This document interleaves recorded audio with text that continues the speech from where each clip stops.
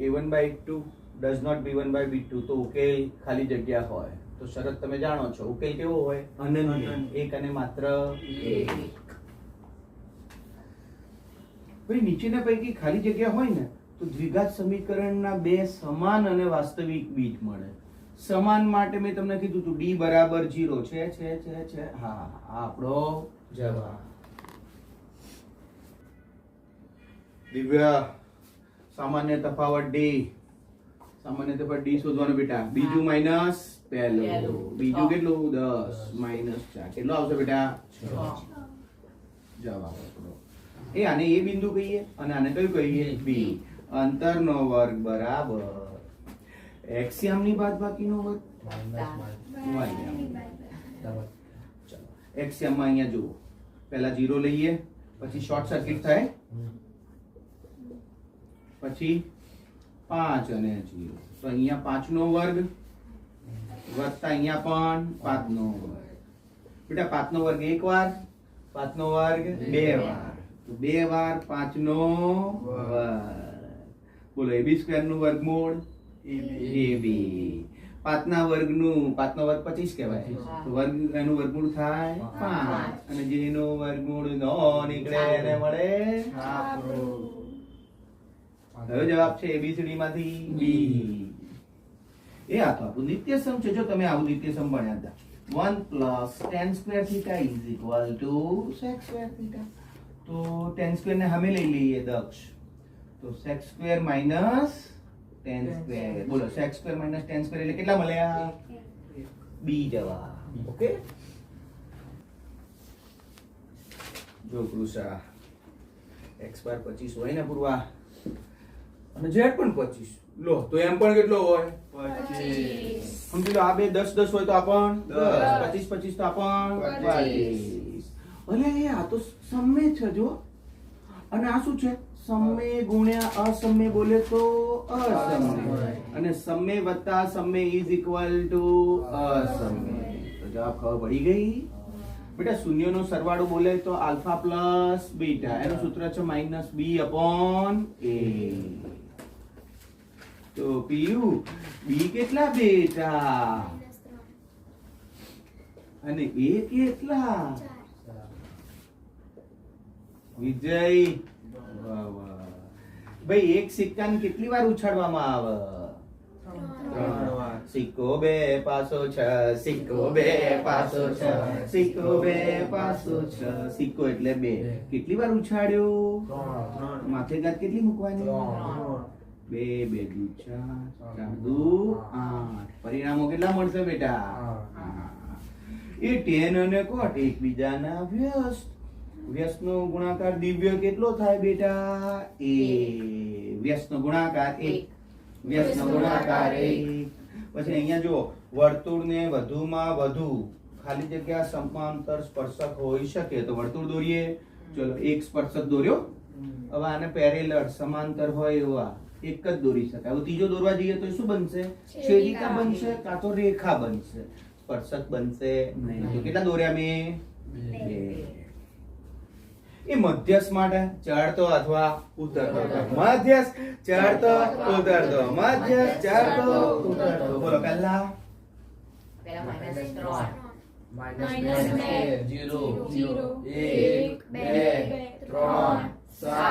વાહ જયદેવ હવે મને ડાયરેક્ટ રીત તમને યાદ છે ને નવમામાં આ બાજુથી કાટ આ બાજુ કાટ કાટ કાટ કાટ બોલો મધ્યસ્થ કેટલો આવ્યો 1 વિજય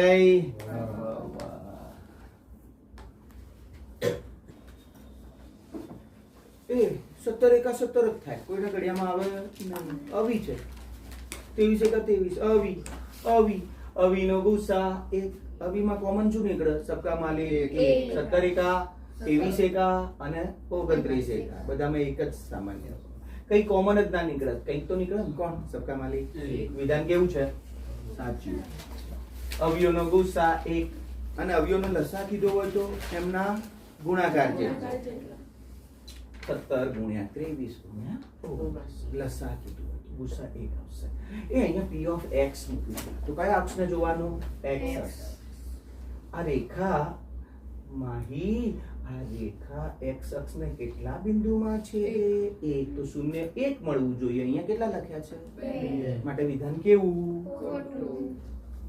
ઓકે. અચ્છા, x અને y વચ્ચે શું આપ્યું છે? પ્લસ. તો જો અહીંયા પ્લસ કરીએ. Jaydeep 2x + 3x 5x plus સરખી નિશાની સરવાળો ચિહ્ન તો મોટાનો. અહીંયા પણ સરખી નિશાનીઓ છે. અહીંયા પણ 5. બેટા 12 ને 18 કેટલા થતા? 30. વિજય ભવ. હવે આપણે અહીંયા x નો સહગુણક કોણ દેખાય છે? 1. એટલે 5 વડે ભાગી નાખીએ.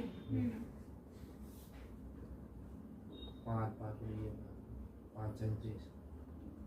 બોલો x + y આપણે કેટલા મળ્યા? 6. જ્યારે અહીંયા કેટલા લખેલા છે? વિધાન કેવું છે? અશક્ય ઘટનાની સંભાવના 0 થાય? અશક્ય ઘટનાની 0 થાય કે ના થાય? માટે વિધાન કેવું છે? સાચું.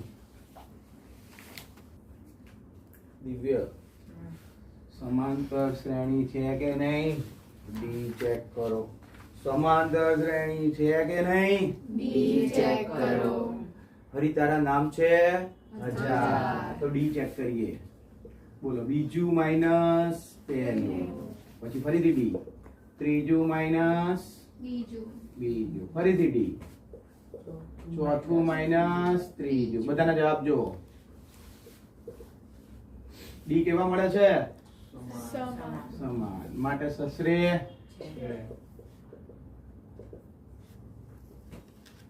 છે.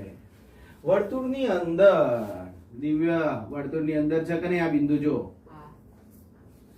બિંદુમાંથી વર્તુળને કેટલા સ્પર્શક મળે? જો આમ દોરવા જવું, સ્પર્શક નહીં મળતો, છેદિકા મળે. આમ દોરું તો એ છેદિકા, આમ દોરું તો એ છેદિકા. કેટલા સ્પર્શક મળે?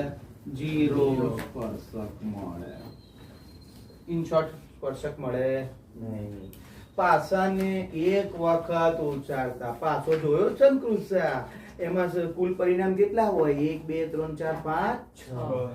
એમાં 6 નો અંક ન મળે એની સંભાવના.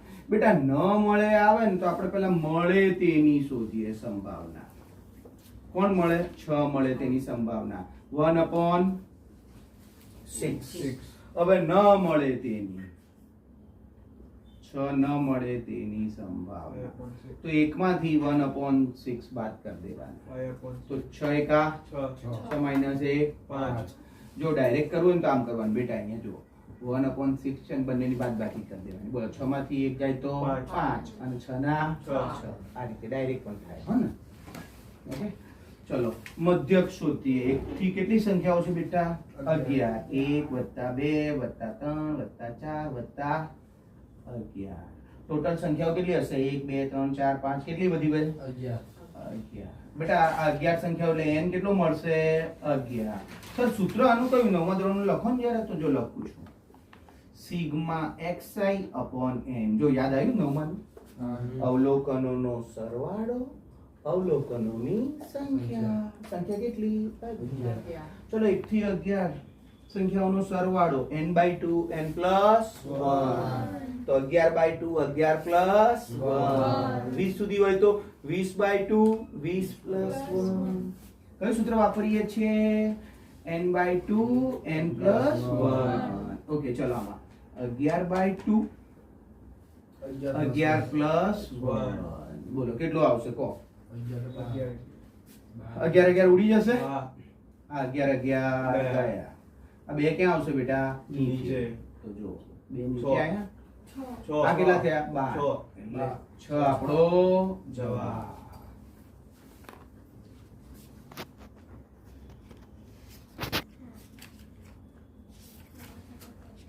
અર્ધગોળાના વર્તુળાકાર આધાર.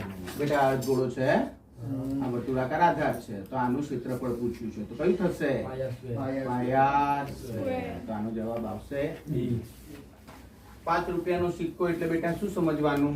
નળાકાર. કારણ કે સિક્કો જાડો હોય અને ઊંચાઈ પણ હોય. તો નળાકારનું ઘનફળ જાણીએ જ છીએ. કયું? થીટા ખૂણાવાળા વૃત્તાંશના ચાપની લંબાઈ. તો જો હું વૃત્તાંશ બનાવું. થીટા ખૂણાવાળા વૃત્તાંશ. તો આ વૃત્તાંશ છે એનો અહીંયા ખૂણો છે થીટા. ના ચાપની લંબાઈ આ જે ચાપ દેખાય ને આટલો એને L કહેવાય. તેનું સૂત્ર છે પાઈ r થીટા અપોન 180. એમાં દેખાય છે બેટા કે સી આ રહ્યું c. અને વર્તુળનો પરિઘ તો કયો થાય પાઈ d પણ થાય અને 2 પાઈ r પણ થાય. એ દેખાય છે દીકરાઓ? હા પાડી વિજય ભવ.